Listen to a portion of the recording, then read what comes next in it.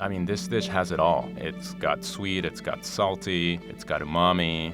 Hi, I'm Santos. I'm a food stylist, and today I'm making Chaufa De Mariscos. My grandfather emigrated from Canton to Peru. He opened up a Chifa restaurant. This menu that I have here is actually an original menu from his restaurant. So starting with the mussels, you want to pull the beard off, so just give it a nice tug and take it off, and then just rinse the shells.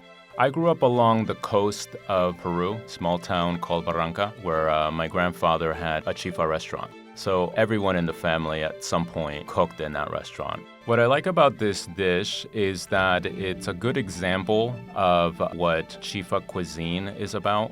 You add in the oil, and then just when it begins to smoke, add in the whisked eggs, and then season it with salt. This is really important. So Chifa cuisine is the fusion of Chinese and Peruvian ingredients. This dish represents my heritage. I'm Peruvian Chinese. And then the tossing together of these ingredients in the wok, it's like blending together the two cultures. So in this case, we're going to use ají amarillo, we're going to use pisco. Ají amarillo is a Peruvian chili pepper. You take the pepper, you chop it, you add garlic into it, and then using a stone grinder, you make a paste. And so from there, you can cook with it, or from there, you can use it as a condiment. When cooked, it offers a fruity flavor, a mild heat, but most important, it provides color to the dish. Right now, we're watching chifa happening. This is chifa right here, guys. This is Peru meets China. Pay attention.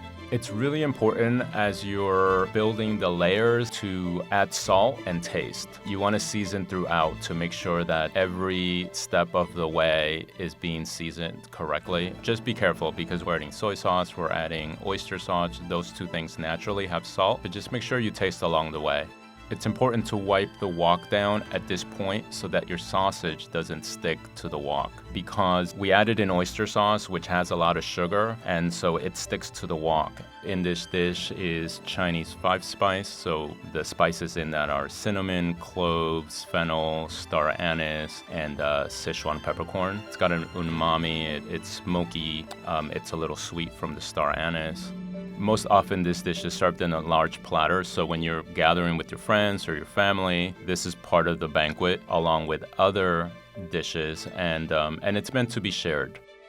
When I moved to Brooklyn from Peru, I wanted to be American so badly that I was willing to just forget where I had come from. My parents don't know this. I changed my name to Mike, but I was only Mike on Fridays. As I got older, I realized that the thing that I had left behind was the one thing that would actually make me unique in life. You know, for anybody experiencing the same thing that I had, I would say you don't need to sacrifice where you come from to be something else. I think that you can find a balance and be both things. People just gotta love you for who you are, and different is always better. Oh, yes!